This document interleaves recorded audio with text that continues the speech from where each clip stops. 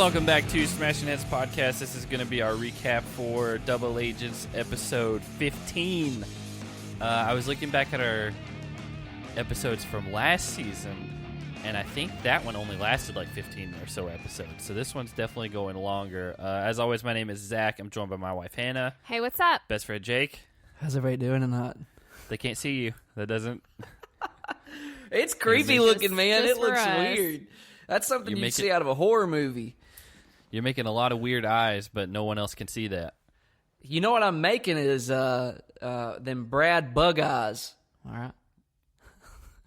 Not you gotta when he got those. Did he? Here's the thing. Did he always have those, or was that only when he came back? So I actually started watching through Vendettas again, which was when he came back. When he came back, and Is that why you're doing this? no, I just thought it looked funny, so I thought I'd do it. But Tony actually made a reference on it, I think, in like episode 2 about how big Brad's eyes are. So, But you didn't answer my question. Yeah, that's not the question. yeah. Has he always been like that, and we just didn't realize it, or was it only like a new thing when he came back? I think it was always like that. It just was further realized and more pronounced because he came back crazy. Honestly, Yeah. Here's my thing. I thought that this was a new thing because when we started watching Vendettas, it was my introduction to Brad. And Yeah. you guys were really upset. You're like, this is not what he's like. Well, And then we went back and watched a previous season when he was on it, actually with Tori. And I never saw the bug eyes.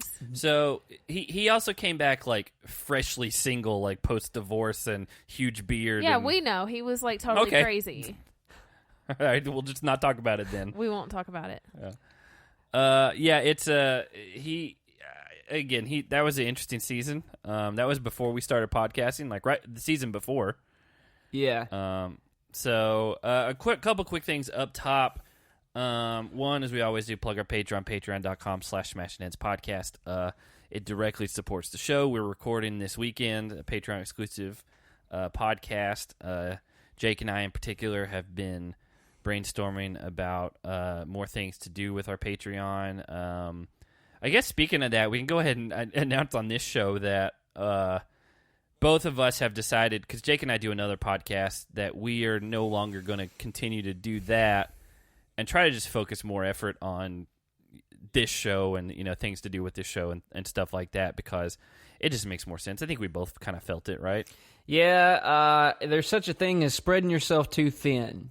Yeah. And I think you and I were definitely doing that. You know, and we weren't seeing the sort of traction we would have liked to have seen with our other pod, and that's fine. You try, and if it doesn't land, you know, you learn from it. And you know, I don't think either of us are like have hurt feelings over it. No, like we kind of both on our own came to the same conclusion, and then ended up talking about it, and then coincidentally, we got an email like a week later that was the guy that was in charge of the network that actually both of our podcasts were on, including this one. And he was like, hey, we're dissolving the network. This is a 30-day notice. And so just wanted to let you guys know that after this, you know, there won't be any more network, which honestly for us is a huge blessing because we still will be able to retain our hosting that we're doing currently. And instead of splitting the ad revenue 50-50, it's going to just all go to us now, which is great. Not that, you know, you make a ton from the ads anyway, but it actually has been a blessing in disguise going forward. And with that, if you're not subscribed to our YouTube channel, you should subscribe to the YouTube channel just in general because we'll post, you know, video interviews and things on there. But now that we're not with the network we were on, I've been talking directly with our host, and they walked me through a lot of other things, including how to make it push our episodes automatically onto YouTube. So if you prefer listening on YouTube or things like that, you know, they'll be there from now on. If you're subscribed to our channel, you saw a bunch of episodes have gone up in the last like 2 or 3 days, and that's because I've just been uploading this past season, and I will probably in the future go back and share our even older episodes and then just put them in playlists. So if people want to go back and listen to a whole Fresh Meat podcast thing, it'll all be on there, that type of thing. But again, just check us out. It's just Smashing Heads Podcast on YouTube. And again, or you can just go to youtube.com/C/Smashing Heads Podcast. That's how they do their URLs. So I think that was basically it. The only other thing is shout out to Nicole, which we haven't posted it yet, but she got on our Instagram and messaged us and said, quote, well, you know what? I can't quote her if I don't have it pulled up. Let me pull it up. Yeah, you need first. to make sure you get this right. I know. I don't want to say anything that she wouldn't have said herself, because she messaged us and said, y'all's hoodies are so great. They're soft, fit my giraffe arms, and never shrinks. So that's about as good of an endorsement as we can ever get. And she was kind enough to share a picture of her wearing it, and so we'll post that. I asked her permission. I was like, do you care if we post this? And let me just say thank you. Yeah, for sending us a picture. I know this absolutely made Han's day. Yeah, I told her. Love it. I told her when she sent it to us. So yeah, we've got that, and I tried to give a lot of options as far as the shirts and sweatshirts and stuff are concerned. So it's good to hear that they are actually good quality, because we tried to make them as cheap as possible. Like we're not making anything off these shirts. We just want people to wear them. And you know what? I stand by that review in that they are soft and they just look god dog good. What about giraffe arms? How do you feel about that?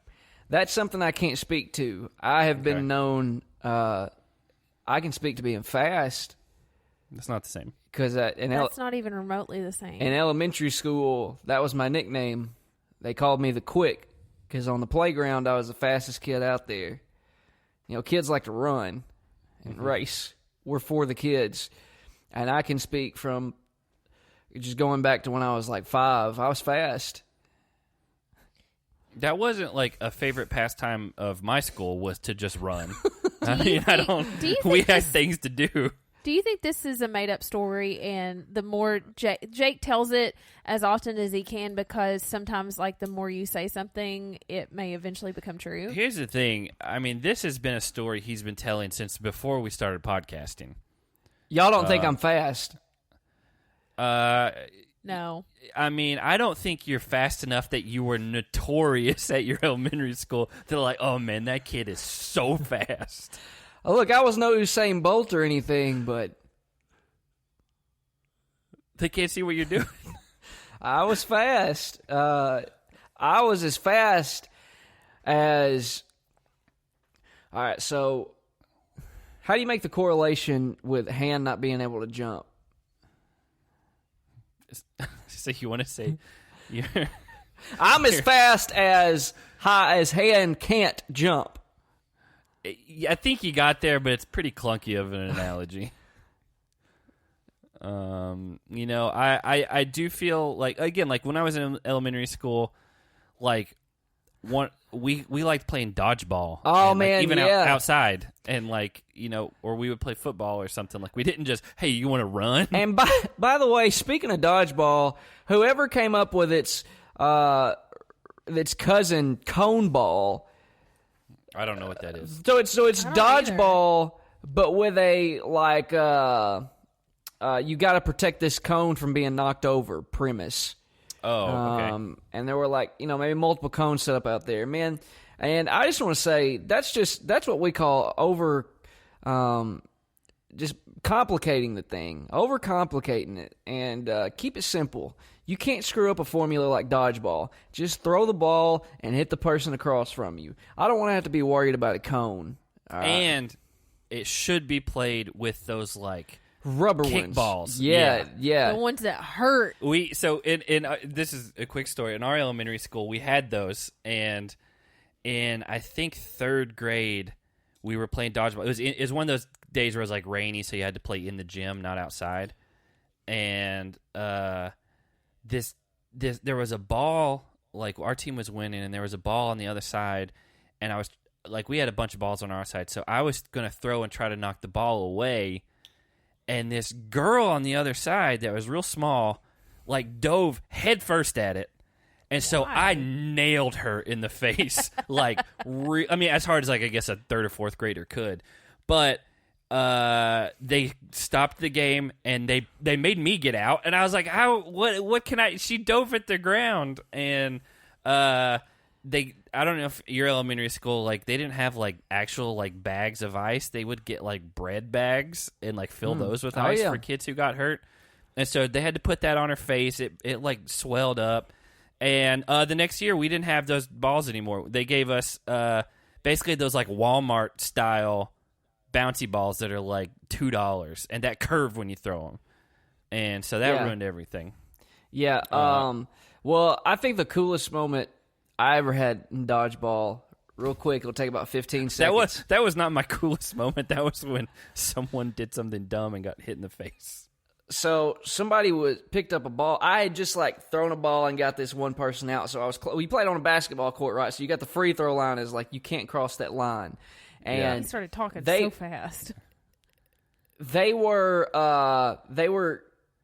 another person had a ball and they were coming to throw it at me, and so I had to retreat, and I dove like away from them, so my feet first, like a baseball slide, right? And it skimmed right over the top of my head, didn't hit me. It was like, that was, y'all ever seen The Matrix?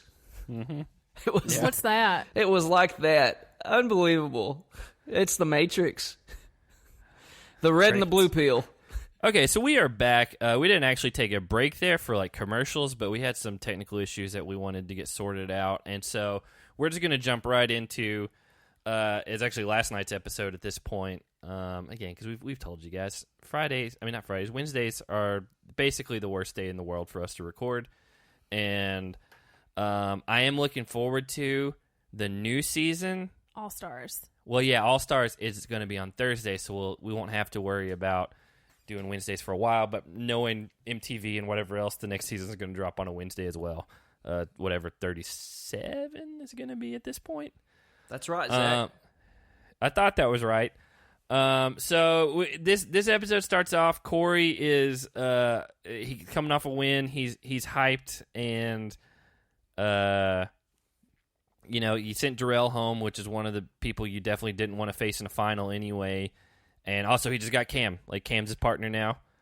That's about as good as you're going to get in this house. And so it's going to be interesting what they can do going forward.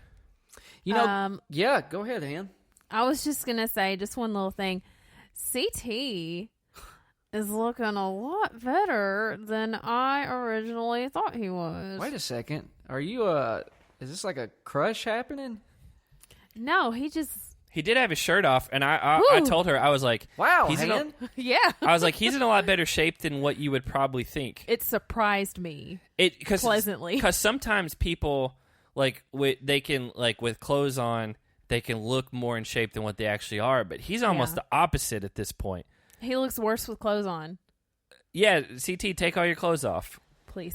I've actually thought that about Zach, Han. I think he looks worse with clothes on. Yeah. Is that why you're always undressing him with your eyes? I mean, that's one of the reasons. Oh, just one of them. Okay. Yeah, there's we've got a very complicated relationship, and I haven't done it for the last time. I'll put it that way.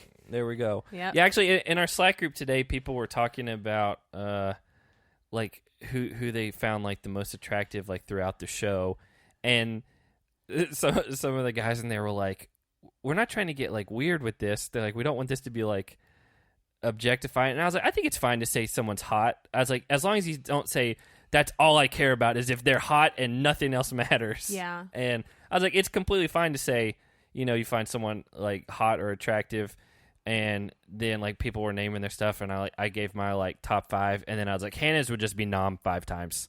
Mm-hmm. And probably.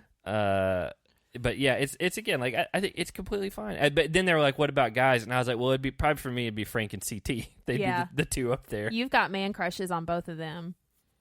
I'm completely fine with myself. Like, I can admit like they're both good looking guys. It doesn't bother me that you think that. Well, it shouldn't, because it doesn't bother me that I think that. Because they're both pretty men. Yeah, I got 2 eyes. I can spot a pretty man when I see one. Yeah, anyone who says that any guy or a girl for that matter who says they can't because they're like, oh, that might make me gay. It's like, no, like just use your eyes. Like, yeah, you literally can tell if someone is physically attractive or not without that being like your sexual weird. orientation or anything like that. Like, it's just like, oh, this person's attractive. That doesn't mean I want to like make out with them. But it could. It could. It might. It could. I don't want to make out with CT or Frank. Well, and but I know they're good looking. I don't want to make out with you, Zach, but, Han gets to undress you with her hands. I get to undress you with my eyes. Okay. She's like Daredevil. Is that what you think about just in your spare time? Yeah. Yeah. Great. So Kyle then decides he's going to teach Big T to lift weights. He's training her. Well, and CT doesn't like that because he's like, hold on. He's like, you're going to hurt her, and that's going to be detrimental to our team. And Kyle's like, you got me. But honestly, he wants Big T to do well because, what was it? If she could take out Nani or Anissa, then he would likely get a new partner or something. Well, Kyle said he wants his team to go down, which is Anissa at this point. Yeah. He wants Big T to go against Anissa because that does give him a chance to change partners. I know a lot of people are going to be upset about this. There's just going forward, but I mean, that's Kyle's plan. He's made no like secondary like things about it. Like he doesn't want to be partnered with Anissa. Were people making this a moral thing again? Probably because everything has to be that's. So I'll talk about that a little bit later on because I know people are going to be upset about CT with Big T. Yeah, y'all have to stop that. It's a competition. This is not Friends. You have to stop it. This is that Michael Jordan gif. Just put it on replay. Stop it. Get some help. Just which I think was about doing drugs. By the way. This is not about doing drugs. Yeah, but people have to stop this stuff. Like, I agree. I at no point have watched any of these shows or like. Let's just associate it with the challenge because I've watched a lot of reality television and I know there's some questionable stuff that goes beyond the show that you really could put someone's character into question that is just not coming to mind. But let's just put it in the context of this season. You guys have to stop. This is crazy to just like attack people, question their character.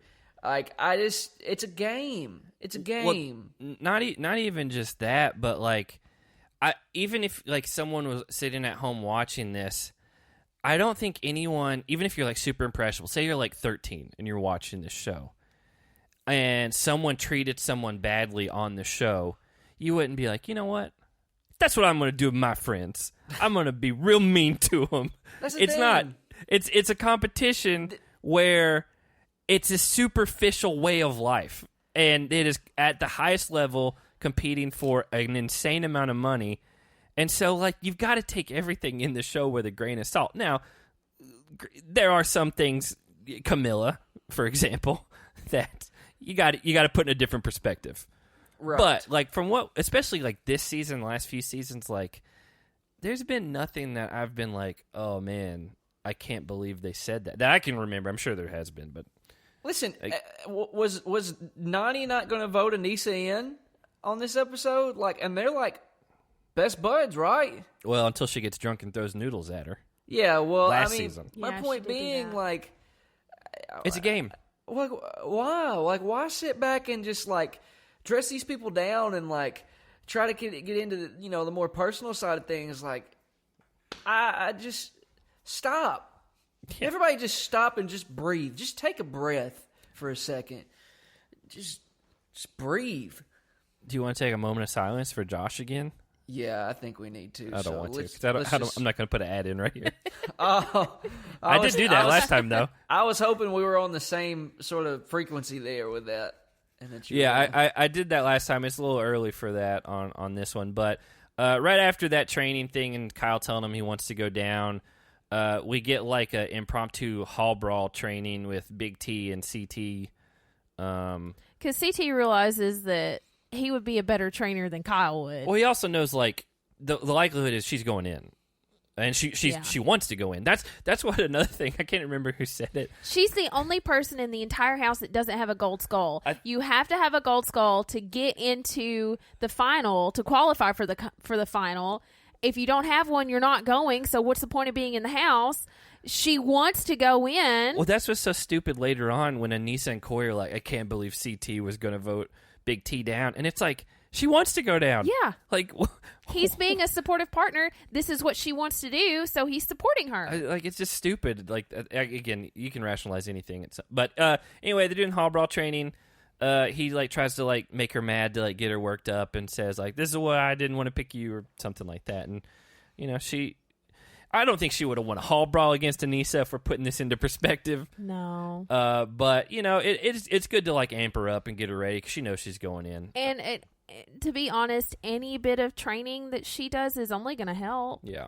I mean, honestly, everybody in the house should be continually training.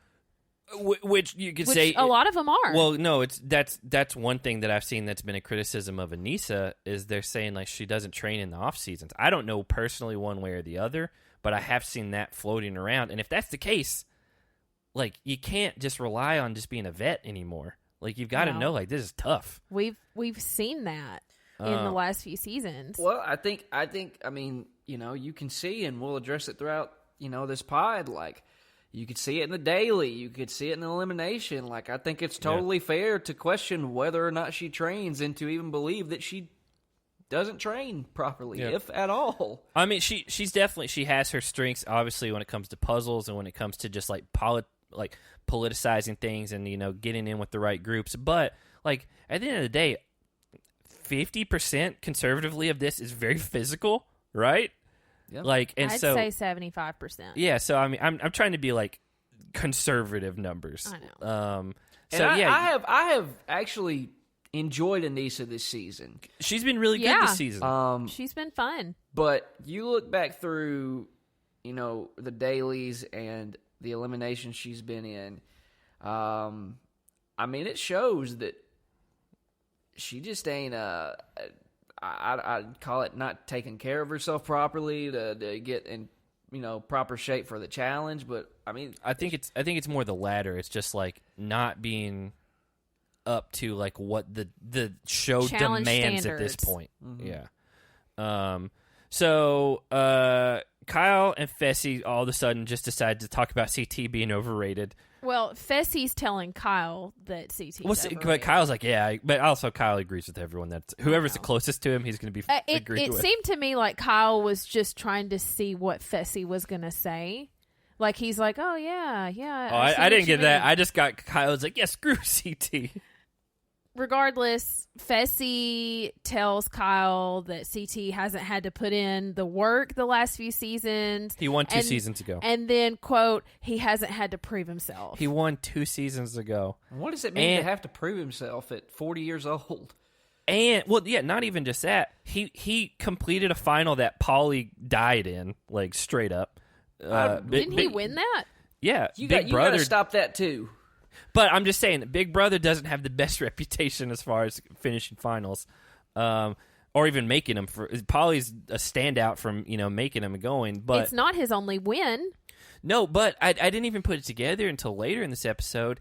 CT's like, my 3 wins were all relatively recent, and I was like, if CT wasn't his own worst enemy early on, like getting sent home or whatever, and then obviously he had the break where everything with happened. Diem and he was away from the show. Like CT probably would have won like 5 or 6 of these, and he's good at puzzles. He'll eat the gross eating challenges. Well, he's like built for this. Yeah. And so that's what like this entitlement from like. Listen, we interviewed Fessy. I think we all liked talking to Fessy. I'm not getting the same vibes this season as I did last season from Fessy. The last few episodes have rubbed me the wrong way. Yeah. This one especially.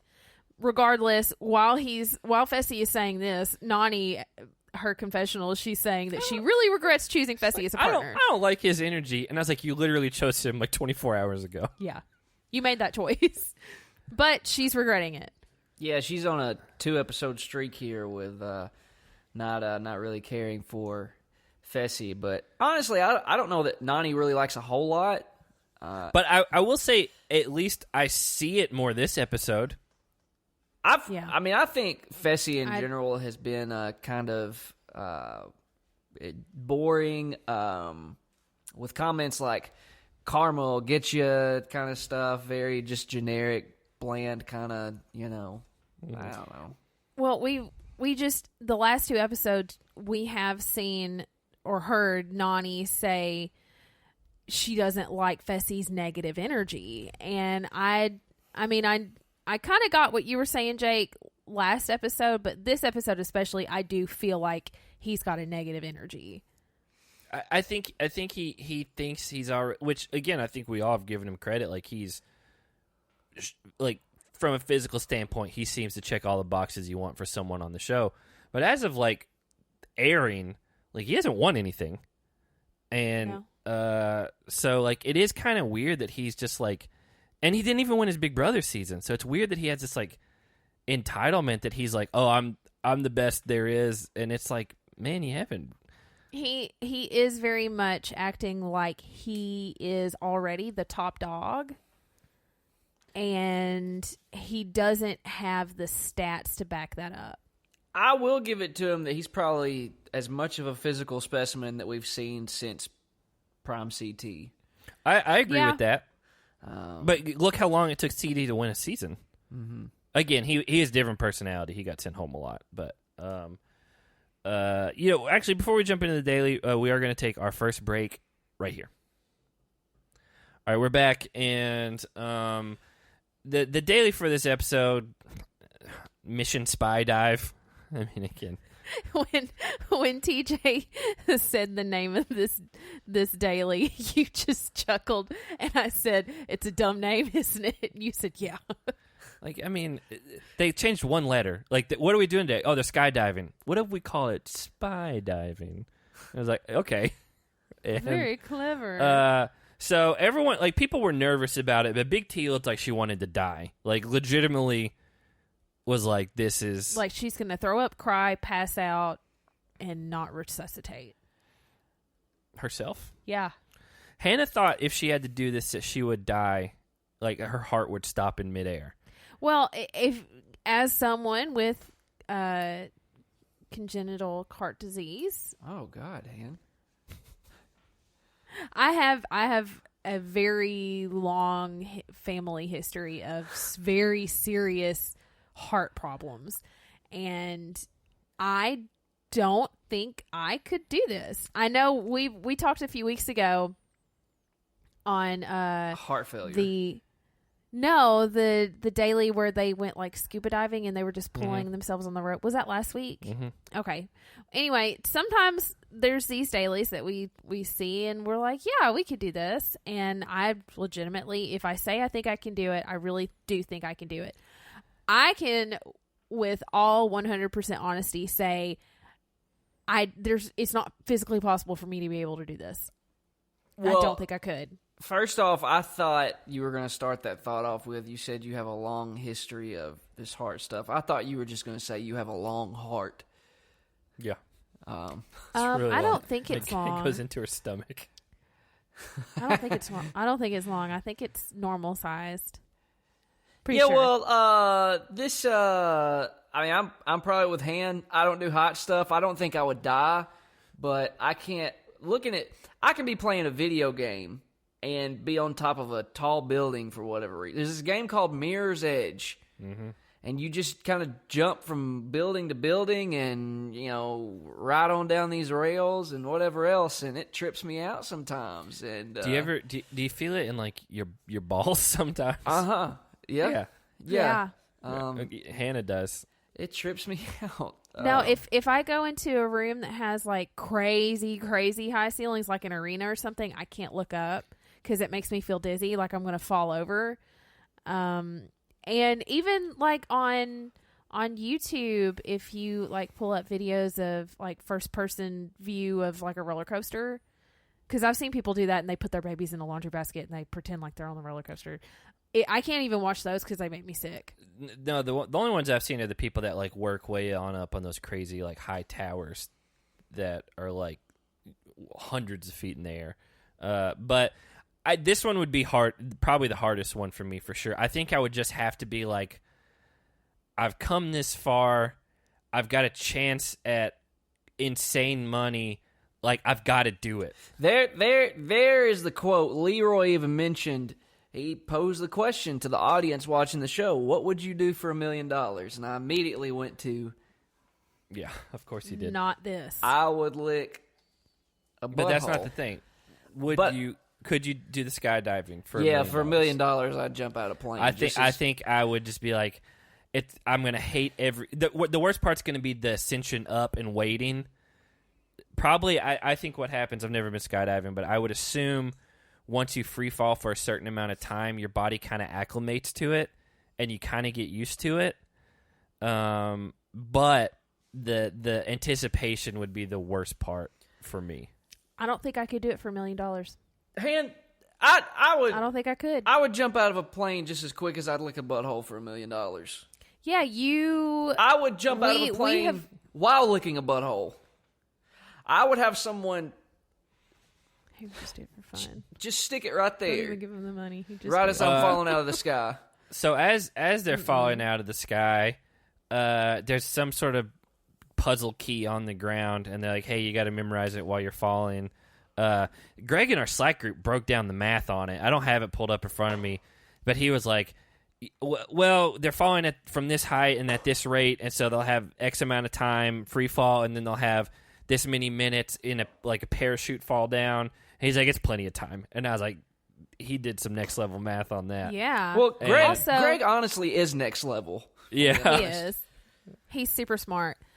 My question is, how does that math change when you have people of varying sizes and weights? Like, there's a terminal velocity. You only can hit like a certain amount. I was just thinking, like, how much time does Big T have versus Fessy? I don't think it changes because things fall. You don't think gravity pulls Fessy faster and harder? Gravity is like, it's like, here we go, science right here. X amount of feet per second. I don't have the number in front of me. We had to learn it in physics class.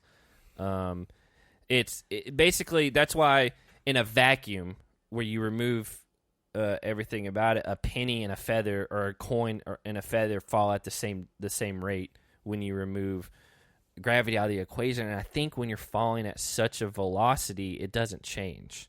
I may be wrong on this. Someone may be like a physicist or something that's listening to me and maybe yelling at me, but I believe, like, if it is a difference, it's like negligible. It's not going to be like, oh god, Fessy's going to die if he lands wrong. I didn't think he was going to die. I was just thinking, like, they would have to pull the parachute a little sooner for him. But also, you got to think he's a bigger person, so he has a lot more wind resistance. Big T would be more aerodynamic, and so there's a lot of variables when it comes to stuff like that. I wouldn't want to be the guy that had to, like, strap in Fessy, this, like, 270-pound guy or whatever. And so, again, I don't think that probably weighs in too much once you hit those, like, dynamic numbers where you're just free-falling. But I could be wrong on that. So they put an order out there, and they put... Who even went first? Kyle and Anissa made the order. Yeah, and they go in the first round against Corey and Cam. Is that right? Big T and CT. No.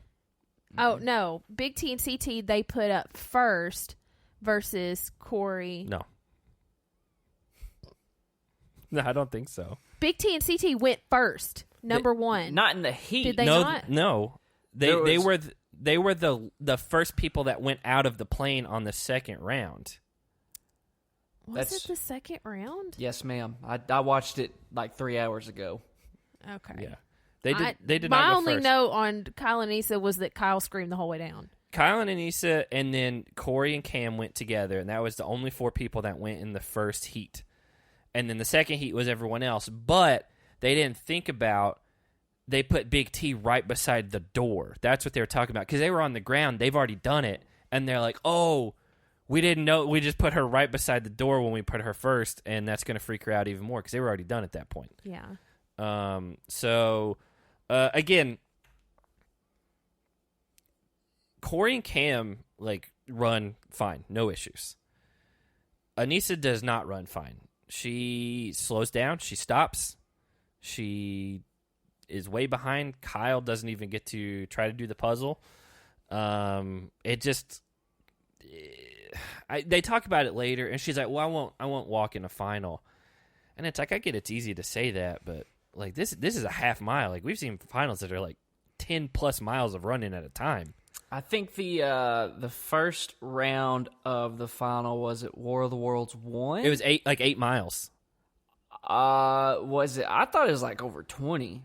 Maybe they had to travel total. It was the one they had to go to like all these different stops. Yeah, they were on a bike and they had to travel. Yeah. It was like I think it was like 24 miles. Okay, it may have been, yeah, but it was definitely more than half of a mile. Yeah, it's a lot more strenuous than that. That's the one that I believe Maddie and Georgia both passed out in. Yep. Yeah, because Georgia was like, she was seeing things. Yeah, like that's the thing. Like a half mile run in the scheme of the challenge and this close to the final, you should be able to do that. Because like when they said half a mile run, I said, "Oh, that's not that far," and you freaked out, and I was like, "I used to run."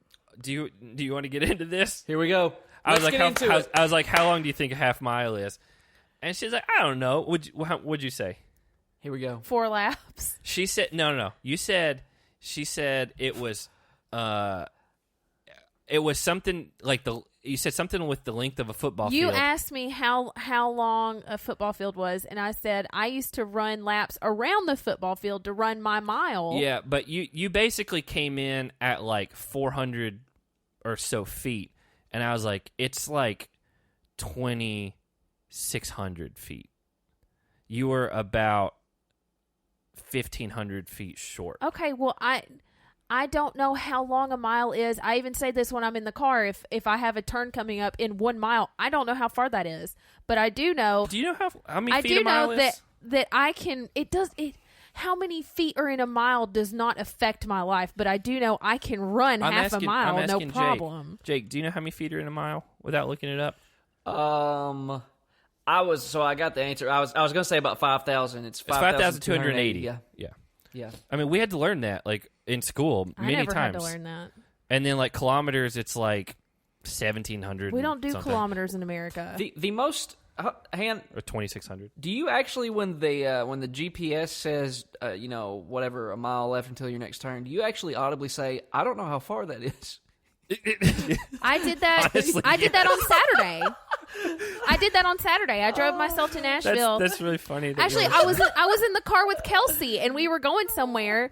And she said, "Oh, you have a turn coming up in a mile." And I said, "Oh, I don't know how far that is." And she said, "A mile?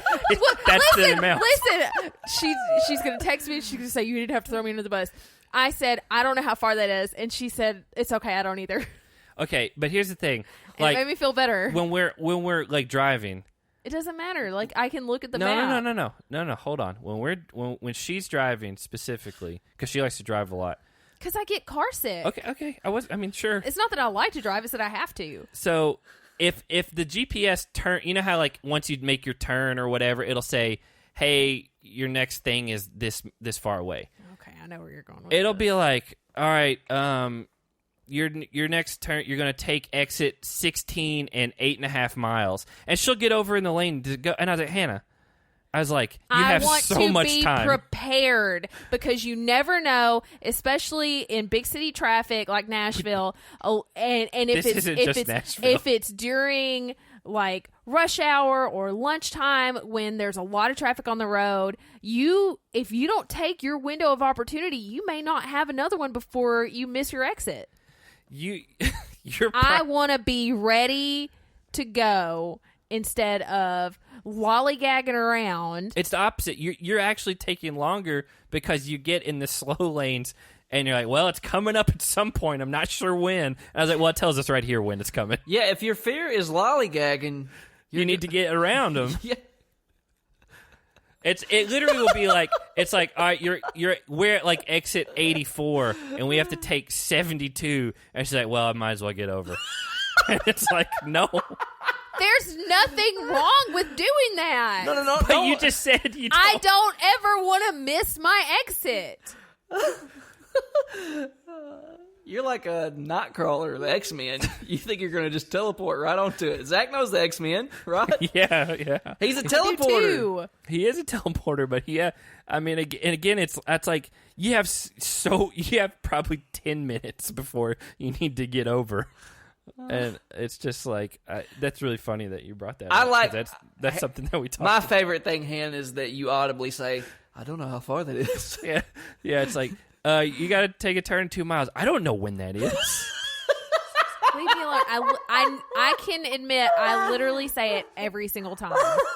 It doesn't matter who's in the car with me. I will say, I don't know when that is, or I don't know how far that is. And I don't care. There's nothing wrong with that. There isn't, Han, but it's hilarious. Did you guys know that? Well, Casey and Leroy won their round by 14 seconds. Oh, I got that backwards. Casey and Leroy were. Did they go first? I didn't write down. We're not even doing. I know. This. I know. I didn't write Corey it down. And Anissa and Kyle were the two teams that. You're right. That got me thrown off when she was like, "No, Big T," and then we're first. So then Leroy and Casey win their round. That's what it was.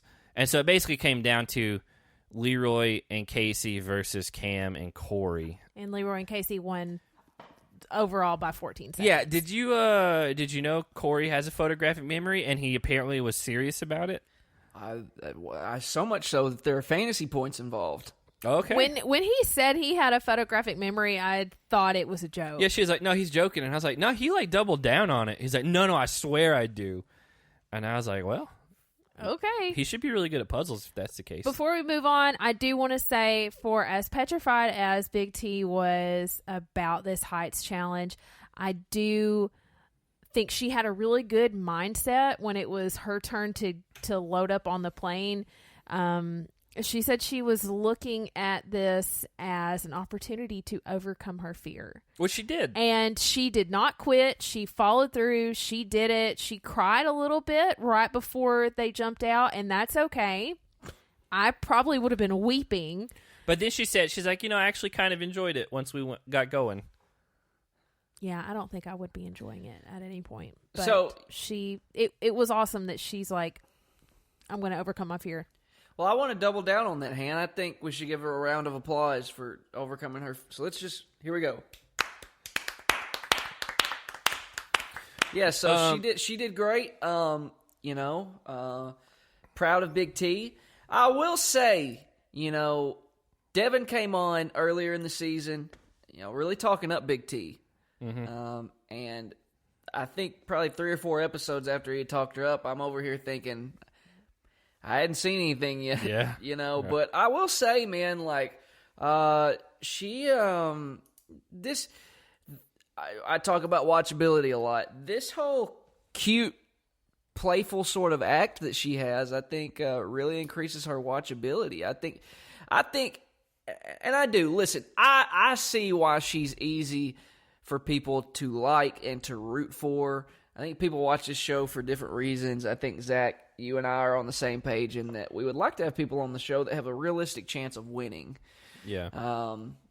I would still say that, I'm not going to peg her to win a challenge ever. No. A final ever.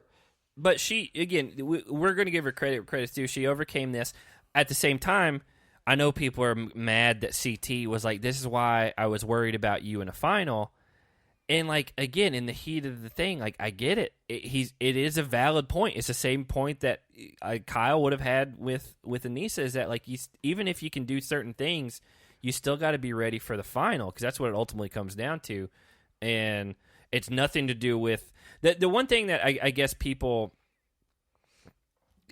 look at Big T as is, because she's so nice and because she's, such a sweet person, she seems a lot younger than what she is, and I feel like a lot of people on the show even have her in their mind as oh, she's like my little sister or whatever. CT even they have a talk later on, and he tells her, "You're like my little sister." It's almost even like a parent and kid relationship with them two. Yeah, I can see that. But she's 29. She's not she fits in with all those rookie girls. But see, I mean, Big T is 29. She just she's quite a bit older than I am. That's the thing, but like it's just the way she carries herself, and she's like so polite that I do think people look at it as like, oh, she's just this little kid, and it's not that. And so again, I don't feel like CT was like demeaning to her. And that's so. Here's the thing: like she said at one point during her confessional, like mentioned that he was yelling at her. I was going to bring that up. He never yelled. He never yelled. And what happens is, and we see this with the stan community, they take on, like if someone gets offended on the show, they take it on themselves. It's like they bury that cross themselves. They bury themselves. It's so goofy. It just is. It's so goofy and it's weird. But like I like, come on, people were watching that and thinking like, yeah, he shouldn't have yelled at her. And it's like but he didn't. He never yelled at her. You could tell he was really frustrated. The only gripe that I have about it is he probably should have. I know it was in the heat of the moment, but it was also in front of a lot of people. So you think it should have been done later, or just pulled her aside so it wasn't in everybody else's faces, because that's kind of embarrassing. But again, he had a point, and I don't disagree with you, Han. I don't either. But we also like, can't look at what he did and also say how disrespectful of CT. This guy should be put on a cross or something. Like it's just there's a middle ground somewhere. Yeah, I'm not saying that's what you're doing, Han. I just know. Listen. We're on the social media waves, seeing all this stuff and all those waves. Yeah, and so ocean waves and hand waves. Yeah, and so I just think, people need to calm down. I'm not going to overcomplicate this thing. I think everybody needs to calm down a little bit. Yeah, I didn't have a problem with what he said. Probably a better place would have been to do it somewhere else. In private, it's anywhere. Even just waiting for, like, who was it that was over there? It was Fessy and Nani and... Casey and Leroy. It was a little uncomfortable that he did it in front of them. But even so, he even told her... He was just trying to be real with her. He said, she's got to do better. And, I mean, she can utilize all of her extra time, maybe not every bit of it, but as much as she can, start training. If you're not a good runner, get on the treadmill. It reminded me of a parent trying to, like, in the moment, teach a lesson. Or a coach. Yeah, when it's not necessarily the right place, but it's, like, in their mind, it's like, hey, this is a good learning experience. I feel like that's where he came from with it. And I have been in that situation before where I am the child or the player that is the coach or the parent is trying to get through to, like, hey, this is what the problem is. This is why this is going to be a problem in the future. You need to work on this. This is what we need to be focusing on. Her swim team coach was a nightmare because she can't swim. Oh, God. That had to be miserable. We didn't have a swim team. We don't have swim teams. I wish we did, because I might actually be a good swimmer. Regardless, I've been in that situation, and you know what? I'm grateful for it, because it helped me see my flaws and see where I am lacking and how to be better. And I did. I got better because of it. Again, like, I know people are going to take that kind of out of context, but it's, you can take anything you want out of context if you really try hard enough. So 14 seconds determined first place from second place, and Leroy and Casey were the winners of the day. But no matter who won, both of the first and second place teams were fine. They were in the clear. Yeah, they were going to be keeping each other safe. After that, CT did say his flaw was in that moment. He's like, I wasn't thinking about her. I was thinking about myself and competing for the money. And I think that's a valid, like, realization. He's like, I honestly wasn't thinking about her in the moment. I was trying to stress to her, like, why this was happening. Mm-hmm. Again, and time and place. It was nice that he did tell her that not just her, but he said they both have to be stronger if they want to win the final. Mm-hmm. he offers that they both start training together. Yeah, I'm glad you said that, Han. A lot of people won't pay attention to that. But that's good leadership right there. You're welcome. That is good leadership. So after this, we get Bubble Club time, and it's an 80s party. So I'm assuming either production supplied them with 80s clothes, or before they left, they were like, hey, we're going to have an 80s party one night, so everyone bring clothes for this. Were these people on this season alive in the 80s? CT definitely was. CT was. Anissa would have been. So I'm 32 and I was born in 88. Jake, what year were you born in? 90. And you're 30, so they have to be over 30 to qualify for this.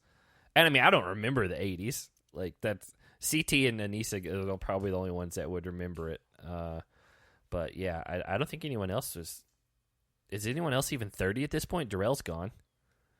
I don't know. How old is Casey? Leroy might be. Leroy is Casey. Actually, I think is like 32. Okay, so they're like my age. So, but again, they don't really remember the 80s. No. Nani. Yeah. Again, roughly like the same age. What was it? VH1 show. I love the 80s. Yeah, and then I love the 70s, and then I really liked those shows. I did too. I found a lot of comedians that way. Yeah. So the 80s party. I don't really know what Fessy was wearing. He was wearing like bike shorts and then a tutu over it. Yeah. And a fanny pack. Yeah, who called him out about his outfit? CT. Was it CT? Eventually CT did, yeah. Because, again, I think CT Corey, was alive. Corey. Yeah, Corey. Because Corey was like, I don't know what 80s party he went to. Corey made his hair real big. It looked great. I've never seen his hair like that. It looked really good. I kind of wish he'd do that more. I liked it. Yeah. It was so fun. So again, he did that. Corey was wearing like what football players in the 80s used to do with like Ezekiel Elliott does now, like crop top t-shirts. Yeah. I wish men would bring back the crop top. Ezekiel Elliott. Because now it's only women, and that's not fun. What if Zach cranked out a crop top? Just cranked it. I don't know. I'd have to think about it. Speaking of Corey, Anissa strategizes with Corey about voting in Nani, like making Nani the house vote. Yeah, she wants to get Nani the house vote because she sees it. She's like, well, with who won, obviously he's not going to throw Nani in. No way. Leroy's going to protect her. And he's not going to throw Cam in. Amber B can't be voted in because she's a rogue agent. Who was... Exactly. For there being as little amount of people left as there are, literally no camera time, no confessional time, nothing. I forgot she was on here. She got a little one of the little montage 80s outfits things, but other than that, like nothing. Nothing. So she can't go in. So it's literally Big T and Anissa are the only names left. Unless the house votes in Nani. Yeah. I mean that's what I'm saying. That's the realization Anissa came to. And it's tough to swing that way. And but if Anissa and Corey could make it happen, then that saves her butt because everybody knows Big T wants to go in and get her chance at a gold skull. Yeah. Jake, since we didn't watch this with you, how did you feel about the Fessy and CT situation where at the end of it, Fessy's like, I just given him a compliment. And he took it the wrong way. Yeah, I didn't think that was really the case. No. But I thought the weird line, again, it's just weird Fessy rationale. He said something to CT about anytime somebody says something about you, you always had to speak up about it. And CT's like, well, yeah. He's like, I'm a human. What are you talking about? And it's just this weird Fessy. He's like, you're so worked up. And he's like, that's what you're trying to do. Yeah, and so I thought it was so dumb. Yeah, I thought it was weird. I personally loved seeing CT in rip that. His wig off, get fired up. Like just be like, all right, this isn't about we're at a party. Like this is like, all right, you want to talk about this? Let's talk about it. And then every person that's on the cast that has done past seasons with CT was like, he would destroy Fessy. It doesn't matter. what happened. Leroy for sure said it. He was like, "Oh, is you taking him out?" He made 3 points, and 2 of them were that he would beat Fessy up. Yeah. So it's like a callback for you. Yeah, I loved it. Now, again, obviously, we don't want him to like punch somebody and go home and actually get in a fight. But like seeing that he still has that like fire, competitive edge, I loved it. I loved it too from that standpoint. I just thought the context of why it was started, because I think it's easy to say Fessy definitely started that. I just thought it was weird. Well, the dumb thing was Fessy tried to play it off later, saying he was just trying to give him a compliment. Where did he think he gave him a compliment? Because he started out the conversation by for the crown, by telling CT that the competition is way different now than it was back then, and things are a lot more intense, and the kind of people that are casted are a lot stronger. And he even says, if it comes to a foot race between me and you, that's a wrap. And CT's like, what do you mean? And he just goes, it's a wrap, man. And then CT reminds him, he's like, I've won 2 challenges in the last 5 seasons or 5 years. Yeah, he's won 3 like, they're total. recent. His most like furthest back one was Rivals 2. And that's the thing, is like, it's not like CT went on this run like Darrell did, where it was like 4 in a row of the first 4. At the very beginning, and then never. Yeah, never like again. CTs have been spread out, and like, again, honestly, some of the ones that he won, he was not in good shape. Like the Invasions final, which was a joke of a final, but he still beat everybody. And that's the thing, is like CT's acting like he won all these in like 2003, and it's like, nah, man, like. He's pretty recently a champ. He just like is a guy you never wanted to go against in eliminations and stuff. And I just wonder if Fessy has actually watched any of these older seasons. I doubt it. I doubt he's seen or it. if he's just looking up Challenge Wiki, like, oh man, he went home pretty early and he didn't win any early ones, and look at the kind of people that were on there. I'm glad we got that scene with Kyle and Fessy earlier that showed him basically saying the same thing. Yeah. Because now you can see, like, oh, this isn't just like, it wasn't just a miscommunication. No, this is literally what Fessy thinks, and it's like he said it out loud to Kyle, and just like saying it verbally kind of emboldened Fessy a little bit, where he's like, you know what? I'm actually going to say it to his face now. Did you guys catch that Fessy actually just made an excuse for last year's final? He's like, no, I'm not talking about running in the snow or anything, because he didn't do great in that. Mm-hmm. And like, again, man, like the fact that everyone there that knows CT was just like, he would still destroy you.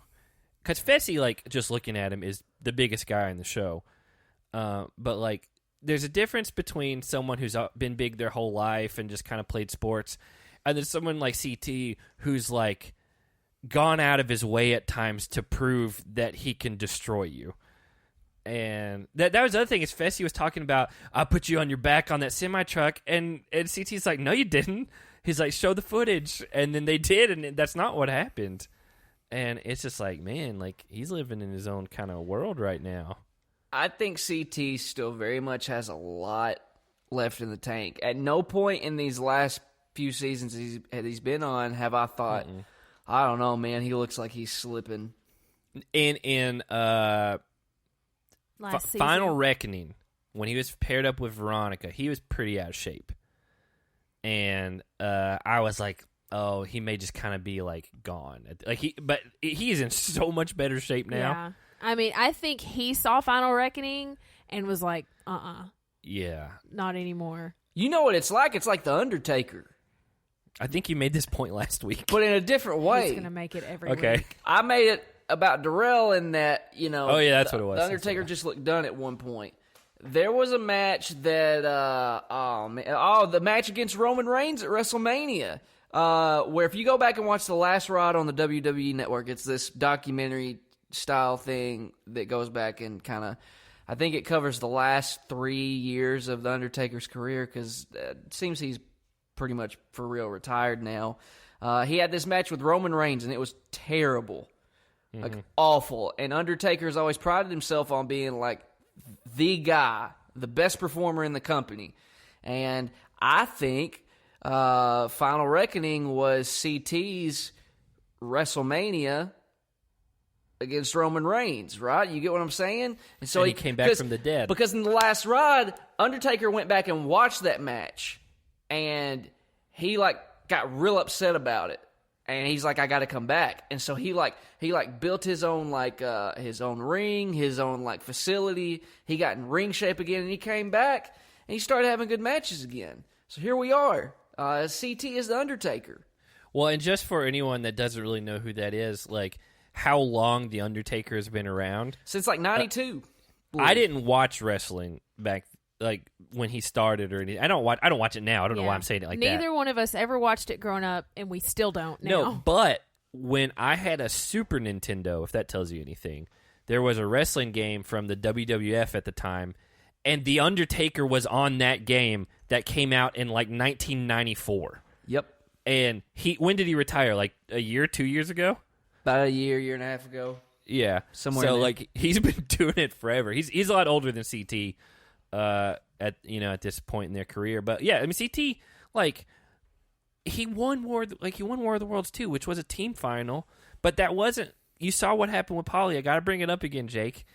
Paulie was in great shape, but he couldn't make it on that final. Again, I don't know. Fessy's he's kind of starting to rub me the wrong way. It seems. Okay. Well, he's been rubbing Nani the wrong way. It's that energy. He'll get you with it. Yeah. The best line of the night. I wrote it down. When CT's real worked up and he props his foot up on the table and he's yelling at Fessy. He's like, "I'll bring it to your front door." And I was like, "That's a good quote. I've never heard that before." And I don't know if out of context I would think that's scary, but coming out of him at that point, I was like, it was terrifying. I get what he means. And so, yeah, I definitely appreciated that. Let's take another break here, and then we will get into deliberation. All right, we're back, and the deliberation, not much happens, honestly. I mean, literally, Big T asked to be the house vote. Anissa cries because she knows she's going to go against her. Here's the thing, I did not think the guys were making fun of Anissa. I think, if anything, they were throwing Kyle under the bus. Yeah, because what Kyle's like, yeah, we're going to... I don't even remember what he said, but it was something along the lines of, yeah, we're going to vote down this way because it's what she wants. I don't remember, but basically Corey, or maybe it was Corey, CT and somebody else were like... Fessy said something, and then CT, piggybacked off of it. And but it didn't really go in that hard, and then Anissa started crying. She's like, I'm so tired of the disrespect. And Kyle was really quiet for the most part, and she was upset that he wasn't defending her. Well, CT's point was, yeah, Kyle's pretending to go along with your wishes, and he's going to come out scot-free on this, but he's the one that said he wanted to change partners. Exactly. So I did not think that was a slight at Anissa. I think it was, hey... Kyle's a scumbag. Your partner's being a dirtbag. There you go. And it was more like pointing the finger at Kyle. So yeah. I didn't think anybody was making fun of Anissa. I think they were just throwing Kyle under the bus. I get it's an emotional moment for her because she's been so close so many times, and she knows she knows how the game works. She sees it. Anani brought it up. She's like, it is what it is. I don't want to vote for you, but it's what's going to happen. But I will say, in Anissa's defense, I can't imagine being in that house and knowing that literally every guy in the house doesn't want to be your partner. Yeah. And that's got to be that's got to hurt your feelings a little bit. I know we talk about this being a game, but even in the context of the game, it's like, you're the kid who's always not picked in kickball, right? You see these scenes in movies and stuff, and that kid who's just not picked every time. I mean, it's got to kind of be like that, right? Yeah, again, yeah. I get it. I know why she's upset. I do think it was a little misguided at that moment. Mm-hmm. In reality, it's the politics of the game, and it kind of narrowed to a point to where it was either her or Nani, and Nani's protected by Leroy and Cam, and so it's part of. And I will say, to Anissa's credit, even later on, she knows this is part of the game. But at the moment, it did hurt that she knew she was going to go in. But that I think I don't remember who said it. It may have been Kyle or someone else, but it was like maybe it's Leroy. It's like just because you're going in, like you're not going home for sure. Like go in with an attitude like, well, I'm coming back, and I'm still I get to pick my partner or whatever. But she was acting like she knew, like, oh, I'm going in, I'm going home, and maybe she did subconsciously. I think she did. Yeah. Now again, Hall Brawl would have been a different thing. We'll get to what the elimination was in a minute. Well, if you get to the actual voting, everybody there voted for CT and Big T because Big T asked for it, except for Kyle, who votes for himself and Anissa. To which I said, why? He was literally the only person not voting for Big CT. His reasoning was, screw you, you lied to me weeks ago. Yeah. It doesn't even matter, because Leroy, when they're looking at it, they're like, who did Kyle vote for? Yeah, he goes, who the heck did Kyle vote for? And then he just kind of chuckles, like he knew, and then Casey's like, probably voted for himself. Again, which he did. I do like the stubbornness of Kyle, even though it's not been the same person. He holds grudges. Yeah, and it's absolutely hilarious. A little while after this is when we get Corey and Anissa. I don't know if they were talking to each other or it was a confessional, but it was in the room. Regardless, they both were mad about CT encouraging Big T to go into elimination. That doesn't make any sense. She wanted to go in. It was her choice. They called him a liar and said he was shady. That's not shady. Your partner does not have a gold skull to get into the final. Your partner wants to go to the final. You got to get yourself into elimination and fight for a gold skull. Otherwise, you're not going to the final. And I think it's more so Anissa's feelings were hurt. Like, and it's just like you're trying to rationalize at that point. But no, like I didn't feel like anything about that. Now, yes, if Big T went home, is it the worst thing to happen to CT? No.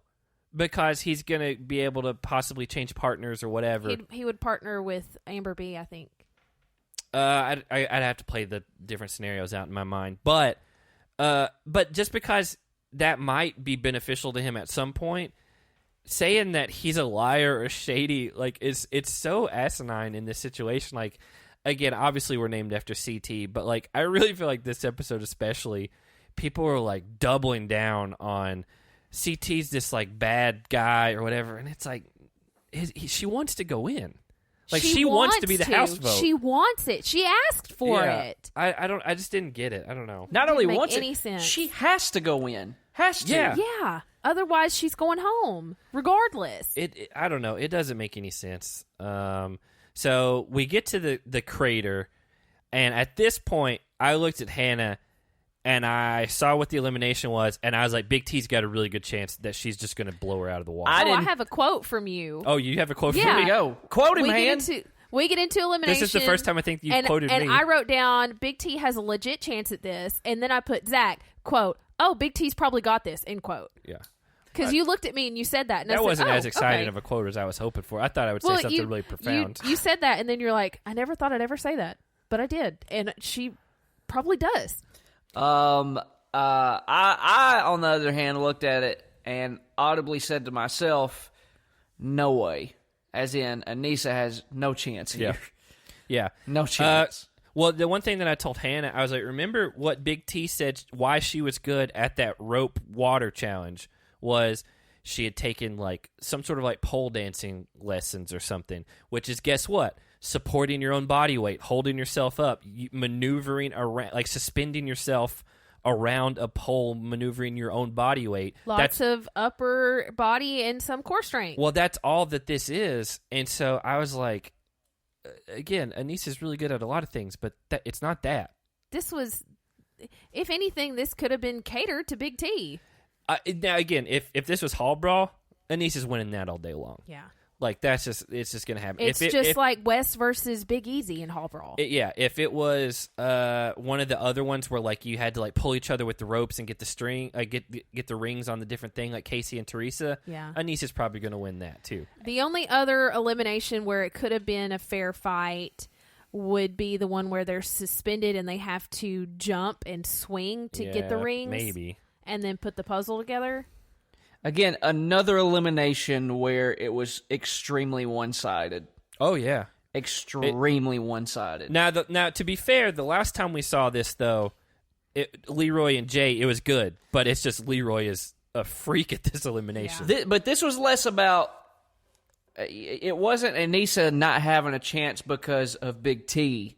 It was Aneesa not having a chance because of Aneesa. Yes.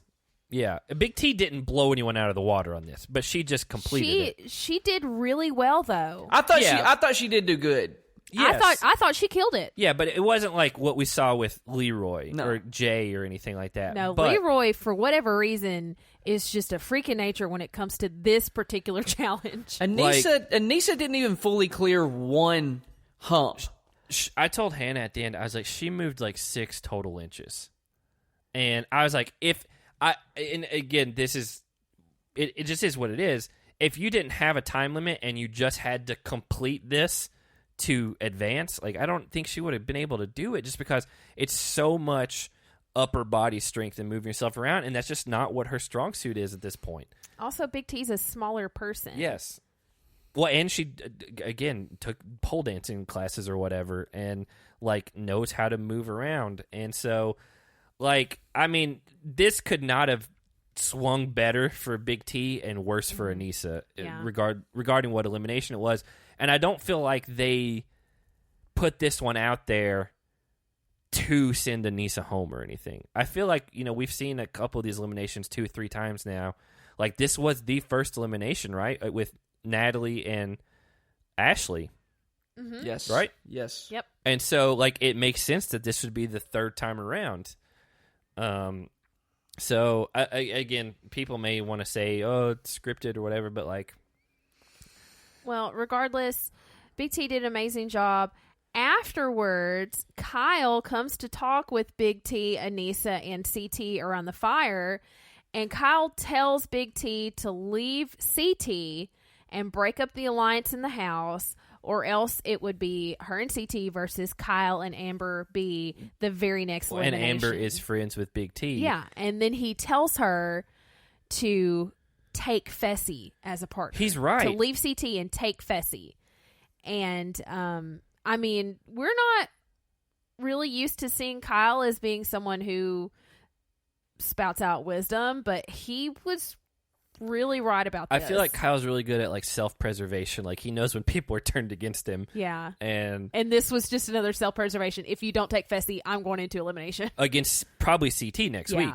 Because it should be a guys' week next week. Yeah, should be. And so, I mean, that's the thing is Cam and Corey are protecting Leroy and Casey, who are also protecting Nany and Fessy at this point because they're all 2 different alliances have combined in the 3 different teams.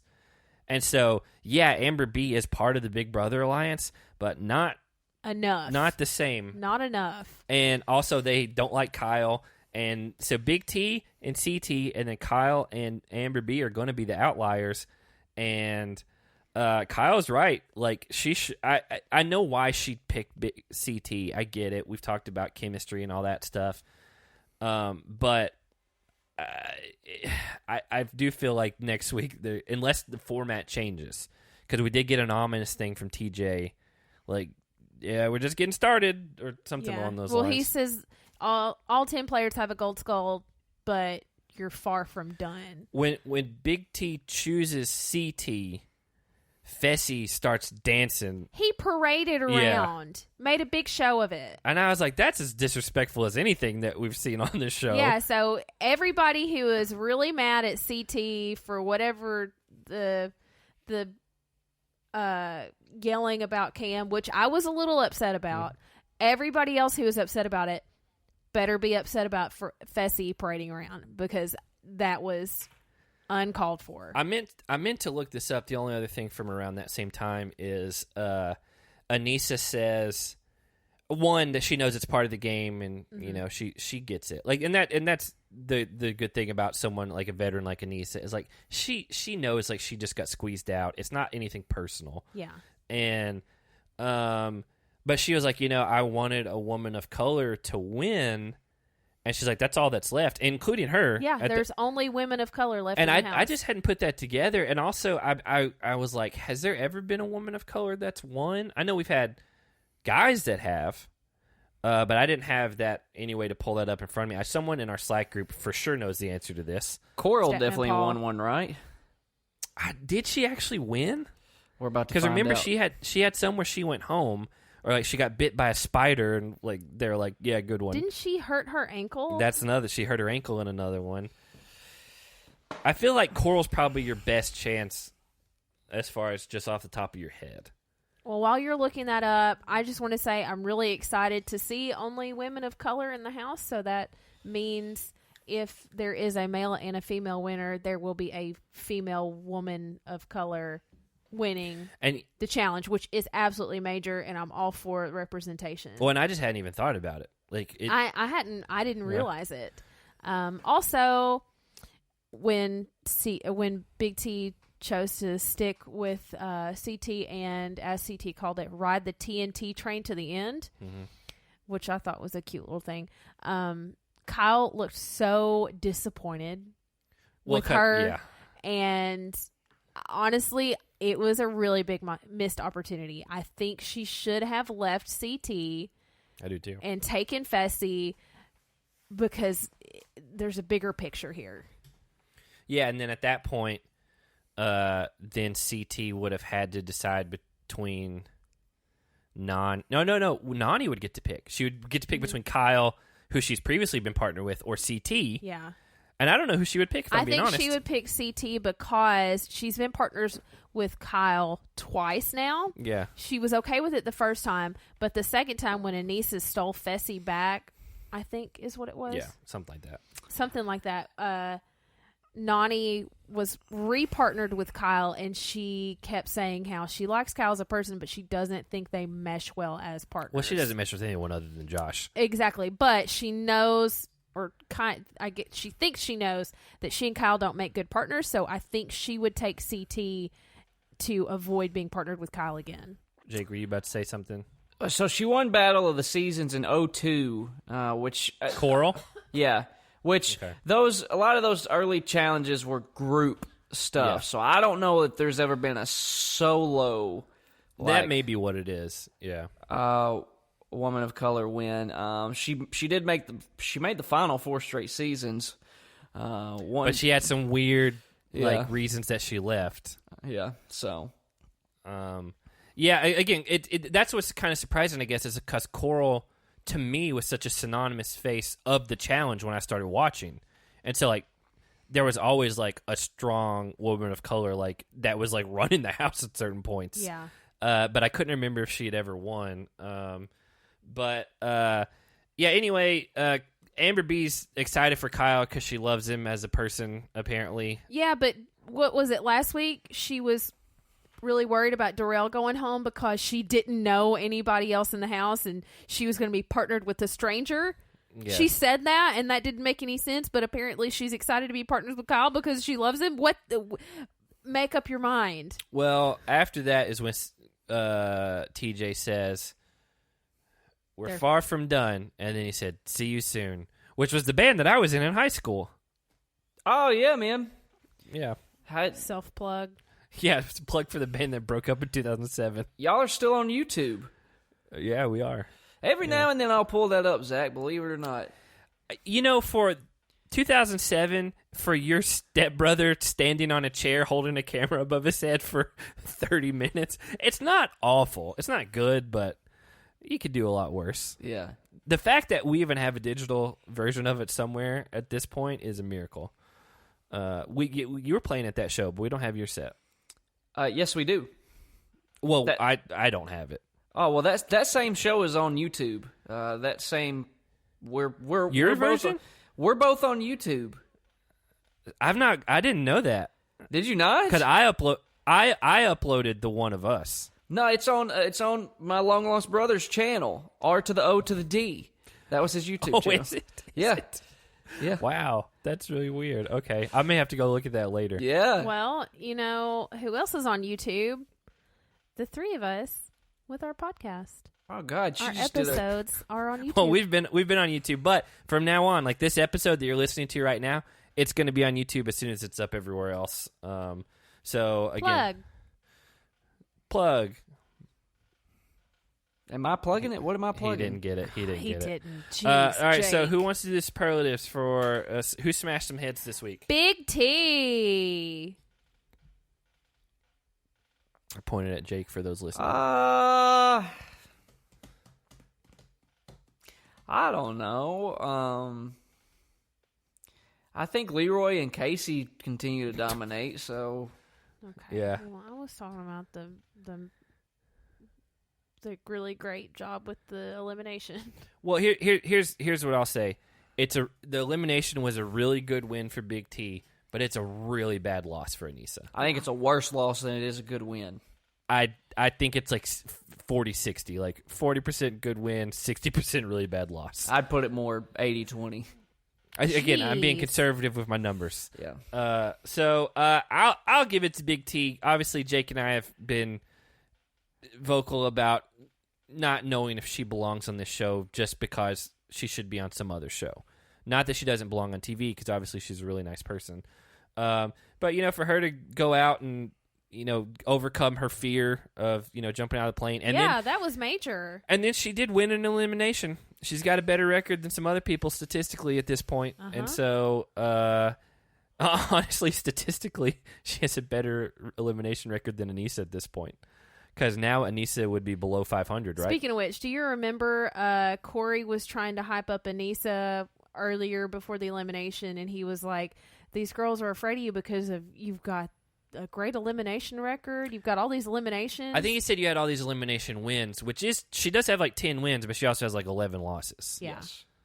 So yeah, she has one more eliminations than probably in the amount of eliminations everyone else has been in combined. But she just has been in a lot of them. Yeah. I wonder who holds the record for the most eliminations at this point. Not wins or losses, but just total. Just total? She'd be up there. Probably Wes is close. Because a lot of people just avoid eliminations as much as possible. So, who got their head smashed, Tana? Kyle, when Big T decided to ride the TNT train. At the risk of ruining the partnership that patron Keri and I have created, I feel like we've mended a lot of wounds and built a lot of bridges here. We have closed the gap, but at the risk of tearing all that down, it's Aneesa. Yeah, it just is. She looked bad. Yeah, tonight in the daily and the elimination. Yeah, both of them. I say that while also saying I thoroughly enjoyed Aneesa this season more than I think I ever have. If I'm being honest, I'd say like her last two seasons have been probably, from an entertainment standpoint, her two best. Yeah, but from a competitive standpoint, bad look tonight. I'm trying to think of who else, just to be different. You know what? I'm going to give it to Fessy because, metaphorically, CT would have brought it to his front door. Yeah. And I do want to say, I think for Aneesa's sake, the All-Star route is her best route going forward. Yeah. It's a huge amount of money, but it's people who were around the same time she was, or even, sometimes even way older. So, again, like it kind of is what it is at this point. So, song for the week? The song is Manito by Villain. Is that it? You don't? Yep. Okay. Jake, your video froze a lot, so there we go. We're back. What's your song for the week? Man, I'm really digging on this band called Nevertell.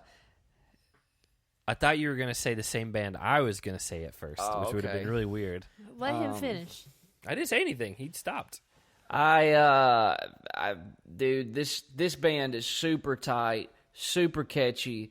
They are releasing an album. I believe it's May 21st is when it's coming out. And so they're dropping some singles right now. And they just dropped one last week called All I Need. Man, super, super good. So Is it a Hillsong cover? It is not, but that would be funny. I don't know. There have definitely been other songs that I've really strongly recommended. This is one that I strongly recommend. All I Need by Never Tell. For me, I found this band through Twitter on accident. Some tweet they had got liked by other people I follow.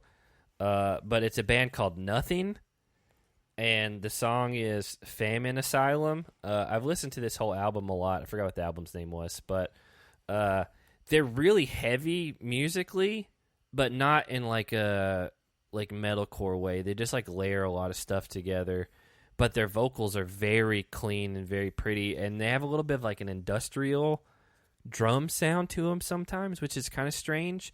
It's almost like what I would want the Deftones to be, because I can never get into the Deftones, but this is a similar. They give me a similar vibe. I listened to them when we were playing Rocket League some. I really like them though. Okay. You looked very confused by that. I was trying to just imagine what you're listening to. It threw me off when you said industrial drums. Well, because I typically don't like industrial drums. Okay.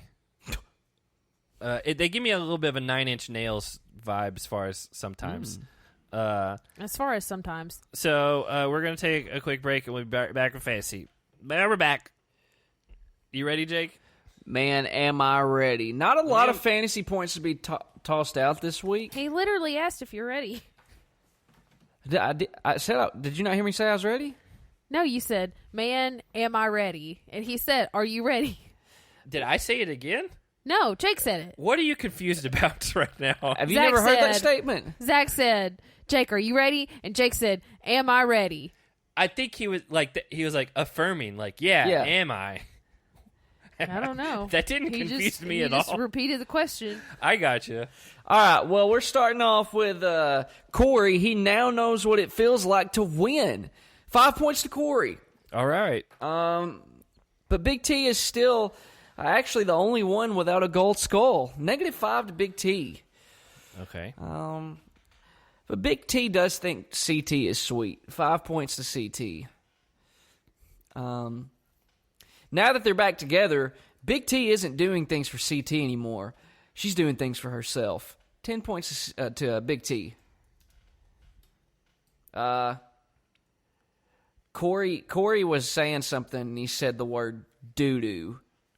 He said, people do that. So 5 points for the doo-doo reference. Corey is going to take care of Anissa. 5 points to Anissa. Kyle training Big T. 5 points to Kyle for lending a hand. But is he trying to hurt Big T? -5 to Kyle. This was neat. Part of Big T's winnings, if she wins, are going to go to her home country for hospital beds and blankets. That's wholesome. 10 points. Is it Malawi? Was that what it was? I can't remember. I didn't make that. I didn't write it down. Okay, I can't remember either. I just remember she said that, and I thought it was super sweet. I did forget about that. We got Coach CT, 5 points, and Mad Big T, 5 points. Why'd you give it to Big T?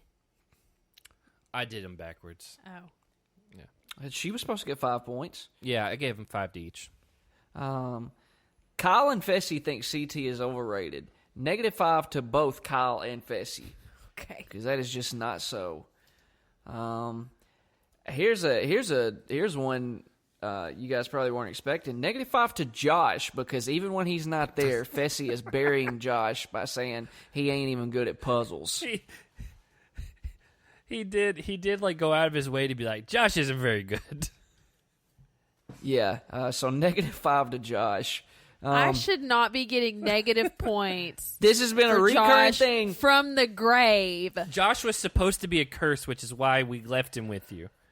It was the last pick of the draft was going to be Josh no matter what, so. That is true, Han. Big T's soul left her body upon seeing the daily. -10 points, because that pretty much equals death. Yeah. She looked like it. Kyle is also tired of being scared of everything. -5 to Kyle. Wait. Negative. Oh, never mind. +5. Never mind. Yeah. Okay. Yeah, he's tired of being scared of everything, so he's going to overcome his fears. Like Big T did. Yeah, I'm going to give 15 points to Leroy because he posed the question, what would you do for $1 million? Okay. And that's your favorite show on ABC. And his favorite question. I immediately thought buttholes. Let's see. 5 points to Cam because you got this, babe. By the way, her and Leroy saying, babe, back and forth over and over is one of the most maddening things I've ever experienced in my life. Let's see. Hey, do you think Leroy could hear Cam yelling? No. But Leroy could smell her from the plane. Well, I didn't talk about that, but yeah. At one point, I forget who was falling out of the plane, but did you notice it, Zach? The production, they put Big T's head at the bottom of the screen. Yeah, they superimposed her over the top of it. Which was weird, because it was just a little glimpse. And it was her face like being terrified while the first round was going. So 5 points to Big T for her head popping up in the sky. At one, I don't remember the context of this. Kyle at one point said, "Why does it spin?" 5 points to Kyle. It's when they threw the parachute. They caught the air and he started to spin. And he's just like, "Why does it spin?" Let's see. Babe is safe. 5 points to Leroy. Anissa landed like a sweet baby angel. 5 points to Anissa. I do did. think one thing we didn't talk about is the landings here versus the landings in Dirty 30. Yeah, Rivals 3, whichever. I brought that up when we were watching through it because it was night and day right when difference. Anissa's like, I landed like a sweet baby angel, and I said that was totally different from like when Jordyn. Somebody else landed. had a rough landing on that one too. Like he got hurt. Yeah, he broke something. Broke. I can't remember. And he still won. Yeah. Let's see. Oh no, long distance jogging. -5 to Anissa. Cam's first time skydiving. 5 points. And Corey has a photographic memory. 5 points. Imminent death joke by CT. 5 points. This is too high up for Big T. -5. But she did it. 10 points to Big T. All right. Leroy can smell Babe. Babe is Cam. 5 points. Fessy is a very hard person to work with, I guess. -5.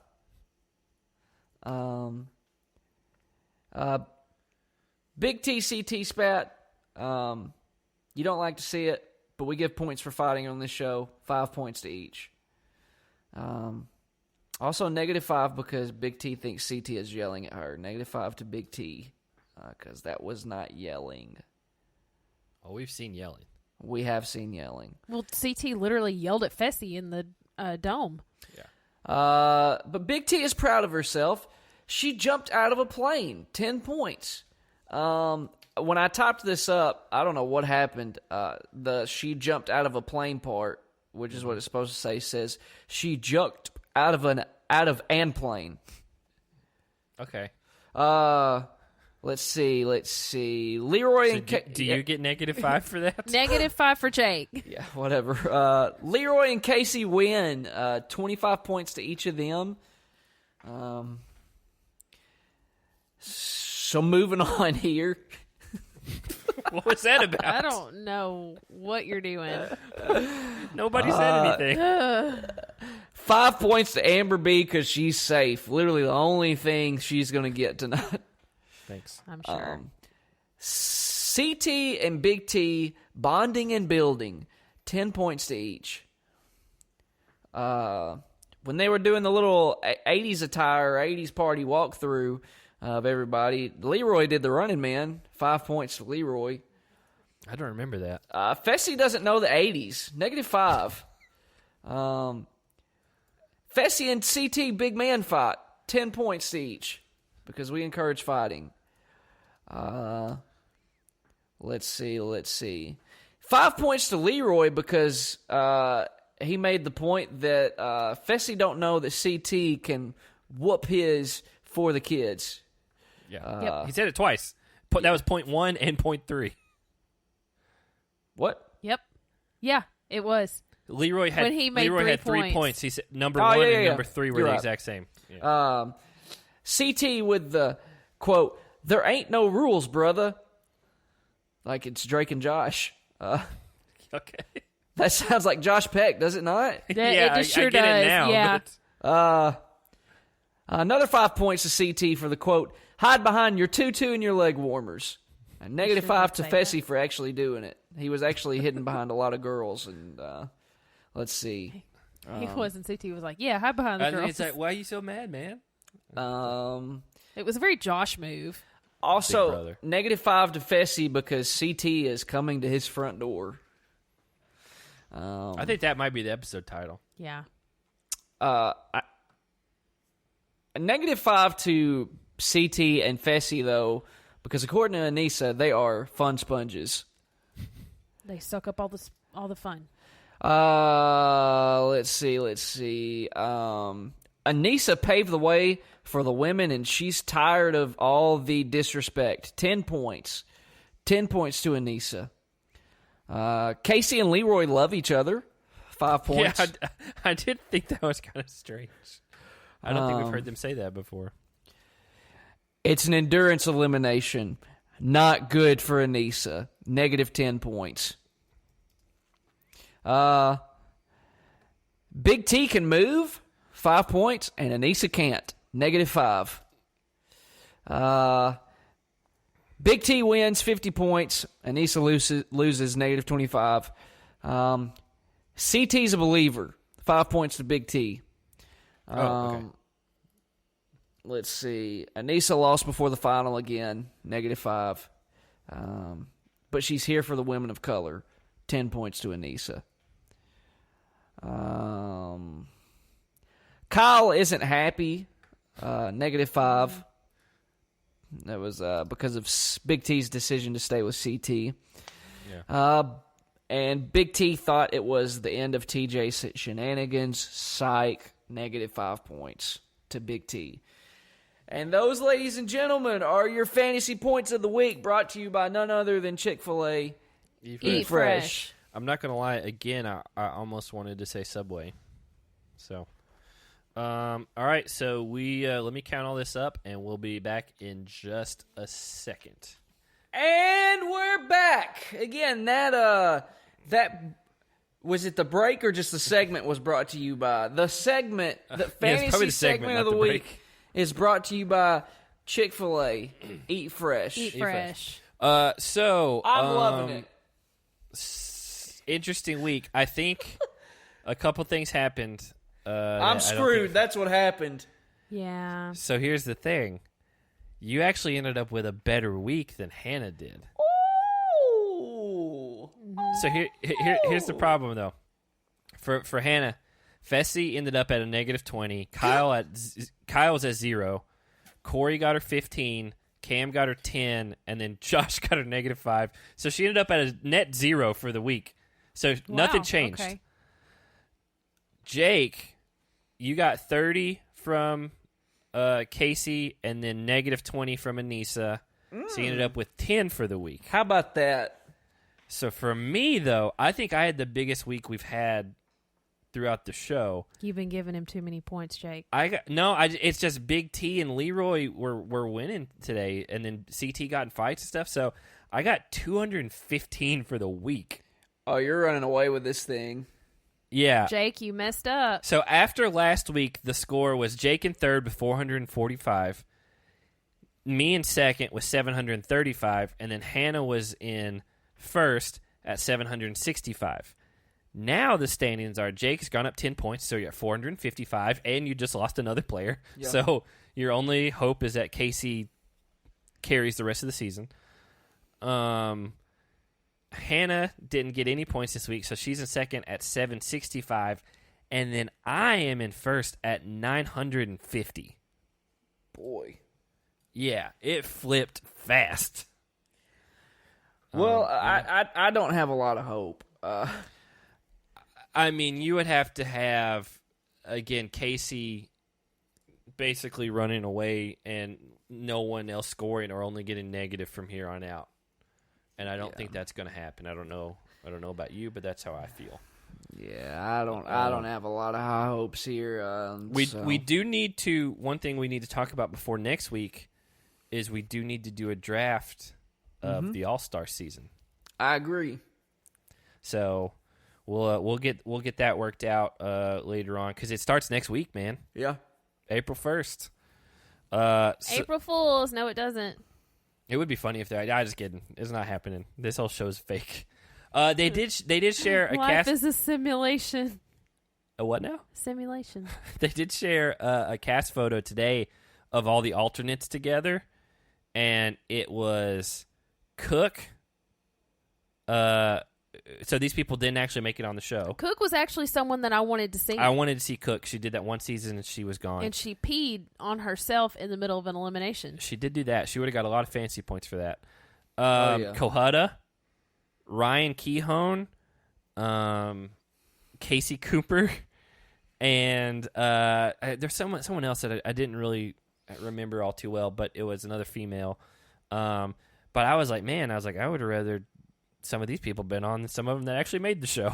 Mm-hmm. But we'll see. Hopefully that means they can get some more people going forward. Yeah, or bring these people in for like the next one. It sucks that someone like Cook agreed to do a show after 12 years, and then she's just an alternate. She didn't even make it on. So maybe she's gotten to the point of her life now where she can do these like quick getaways. But as you said at the top of the show, if you see the name lineups go away from any of our branding, it's because we're independent now, which is great for us. And but again, it's a step in the right direction. It's how we started. It's how we're fine with it. Patreon.com/SmashingHeads podcast. That does directly support the show. And we are going to be recording some Patreon exclusive stuff this weekend. The draft for Double Agents will be a Patreon exclusive. I mean, not Double Agents, but All Stars. And we will go from there. But until next week, have a good night, everyone.